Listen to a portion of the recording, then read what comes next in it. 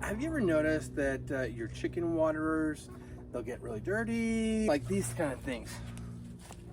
Yeah, oh gross.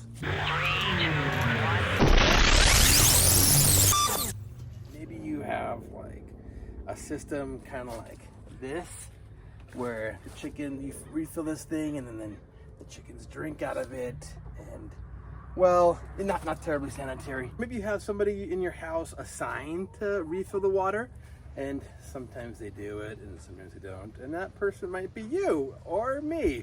So I was concerned that even sometimes we would leave town and maybe be gone for a few days, and if nobody came to refill the water, then yeah, then my chickens are suffering. So I wanted a system that would refill their water and keep it clean. I have here a system that I call the Eternal Waterer, and it's a system so that I don't ever have to come out here to refill the water. First, we had a system kind of like this where we would refill this water container. You know, you flip it over, and yeah, it's super gross. I'm not sure if you can see too well in here, but yeah. So fortunately, my sweetheart found these watering nipples online. Now there's other systems that you can use that are also good, but these I like a lot. The chickens learn how to use it, come to these, and then they peck at it, and none of the water gets dirty. So what I figured was that with these watering nipples, that what I do is I would get a bucket, and then I set it up high, and we had a different kind of coop back then. And we set it on like the top of the coop, and I just got some adapters at a local irrigation supply store and cut a hole at the bottom, and then made it so I could hook up just a regular laundry, washing machine hose, and then hook it over to a a PVC pipe, and then the chickens would come at the watering nipples and then drink their water. But then the thing is, I had to refill the water all the time. So my initial thought was, hey, like when you go to use the bathroom, no one's bringing a hose over to refill the water in the toilet. So it does it automatically. And so I thought, oh, let's do that with this watering system. And so I went ahead, and this is the hole for for those connectors right there, and that's a hole actually the size of a toilet valve. And so I bought a toilet valve, and I went ahead and connected it, and then I thought, oh, this is great. Yeah, it lasted for about an hour, and then so I was like, okay, I gotta change that up a little bit. So I got a better toilet valve. Yeah, that also leaked. And so full disclosure, I checked the pressure on the water, and it's not that high to be like bursting toilet valves, and I'm pretty sure I connected it just fine. My assumption was a toilet valve would do just fine. So I was actually at the neighborhood or the gardening store, and I was like, I need a system. And so the fellow there actually turned me on to the Hudson Valve, and I really like the Hudson Valve. It has a float in it that it makes it refill itself, and it's actually meant for like livestock tanks or like a fountain. And so yeah, one of the hard parts was actually digging the trench to bring water here, because I wanted it to be PVC. I didn't want a hose coming up to it, so I wanted it to be plumbed all the way to the area. I brought it up here into the side of the Eternal Waterer, and then the Hudson Valve points down. So yeah, so what I have here is a system that when the water gets low, it refills on its own.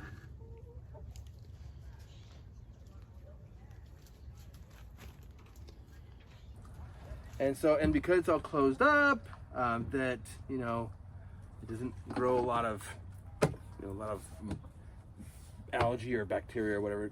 I actually wanted to make the video a while back, but then I was like, wait a minute. Thought, let's wait a little bit to make sure it can stand the test of time. So after a while, I started noticing some leaking, and there was a time when this was leaking at the side, and I thought, oh no, what's going on? And so it actually poured, like, leaked and wasted quite a bit of water. And then I finally got around to fixing it. Well, it turns out as I took the Hudson valve off, took the filter off, I noticed there was a little bit of rocks in there. And so, yeah, I had to clean that out. When it leaked, it revealed that my ground here was not sturdy enough or hard enough. And so my tower of pavers started to lean. And the only thing that only held it up, I think, was this pipe I have on the side. And so it actually, I was like, oh, my eternal waterer is looking more like the Leaning Tower of Pisa. So to make sure this didn't lean anymore, I went ahead and dug down, tamped it down, and put a layer of concrete at the bottom. Yeah, it's not going anywhere.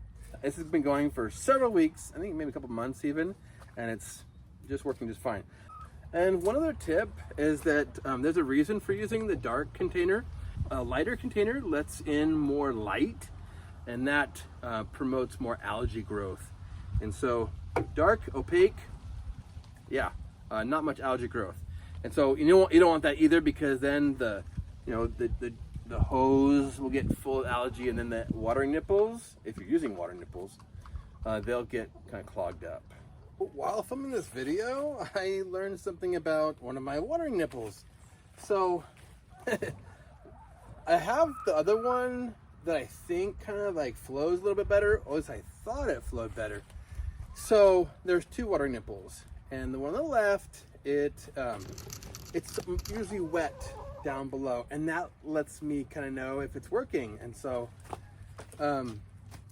the other one on the right has been dry for a long time, and it's actually always dry. And so I thought, oh, maybe it just doesn't flow as much, and so they prefer the left one. And that may be the case, but what I did is I went ahead and put my finger at the nipple on the right side, and no water came out. So I'm like, okay, there's something up here. So I went ahead and took it off, and lo and behold, there's some algae growth inside of it. And so I go ahead and start cleaning out one part, and then I look at the other part, and there's algae in there too. And so I clean out both sides, and then I put it back on. Well, it looks like the chickens, they're accustomed to not using that one, and so, yeah, and so I don't think they're going for it just yet, but, as I was filming and watching, I did see one. And it looks like we've got a customer, early adopter. Hey there. Looks like she's drinking out of the one on the right.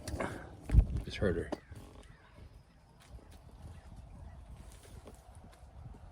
Okay, maybe she doesn't want to put on a show. And there she goes, drinking out of the one on the right, the one we just cleaned out.